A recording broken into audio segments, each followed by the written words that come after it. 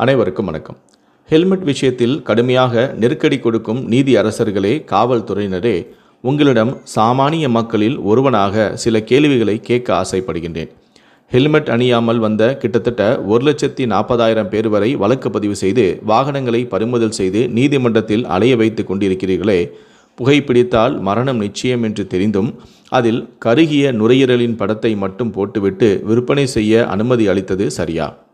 குடிப்பழக்கம் உயிருக்கும் வீட்டுக்கும் நாட்டுக்கும் கேடு என்று அச்சிட்டுவிட்டு அதை அரசாங்கமே விற்பனை செய்வதும் நியாயமா? நீங்கள் தீர்த்து வைக்க வேண்டிய கோடிக்கணக்கான வழக்குகள் நிலுவையில் இருக்கும்போது சாமானிய மக்களை வாட்டி வதைக்கும் இந்த வழக்குகள் அவசியம்தானா? தமிழகத்தில் உள்ள அனைத்து சாலைகளும் தரமானதாக உள்ளது என்று உங்களால் உத்தரவாதம் அளிக்க முடியுமா? நீதிபதிகள் எல்லாம் ஒன்று சேர்ந்து ஒரு 10 நாளுக்கு ஹெல்மெட் அணிந்து இருசக்கர வாகனங்களில் வலம் வந்து ஒரு விழிப்புணர்வை ஏற்படுத்தி காட்ட முடியுமா? ஹெல்மெட் என்பது அவசியம்தான், இல்லை என்று நான் மறுக்க முடியாது. அது நெடுந்தூர பயணங்களில் நெடுஞ்சாலைகளில் செல்பவர்களுக்கு பொருந்தும்.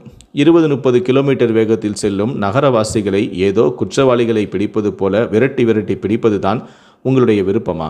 சமீபத்தில் ஹெல்மெட் அணியாத ஒருத்தரை ஒரு காவலர் விரட்டி அந்த இருசக்கர வாகன ஓட்டுநர் விபத்தில் சிக்கி பலியானார்.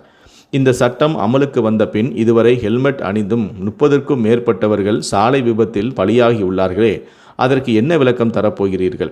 சாலை விதிமுறைகளை பற்றி தகவல்களை பள்ளிகளிலும் கல்லூரிகளிலும் கட்டாய பாடமாக கொண்டு வந்து விழிப்புணர்வை ஏற்படுத்தலாமே. பஸ்ஸில் பயணம் செய்ய 55 பேருக்கு மட்டுமே லைசன்ஸ் தரப்படுகிறது. ஆனால் சராசரியாக 110 பேர் வரை திணிக்கப்படுகின்றனர். படிக்கட்டில் மட்டும் 18க்கும் அதிகமான பேர் தொங்கு விடப்படுகிறார்கள். ரயிலில் ஒரு பெட்டிக்கு 72 பேர் மட்டும்தான் பயணம் செய்ய வேண்டும். ஆனால் உண்மையிலேயே அவ்வளோ பேர் தான் பயணம் செய்கிறார்களா என்ன? ஒவ்வொரு பத்திரப்பதிவு அலுவலகத்திலும் லஞ்சம் கொடுக்காமல் வேலை முடியுமா என்ன?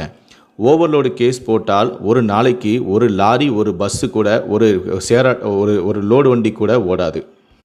எப்படிப்பட்ட கேப் மாரித்தனம், மொல்ல மாரித்தனம்! ஹெல்மெட் அணியாவிட்டால் ஆவணங்கள் அனைத்துமே பறிமுதல் செய்யப்படுமாம். ஊழல் செய்து சிக்கி மந்திரிகளின் சொத்துக்களை, ஆவணங்களை பறிமுதல் செய்ய மாட்டார்களாம்.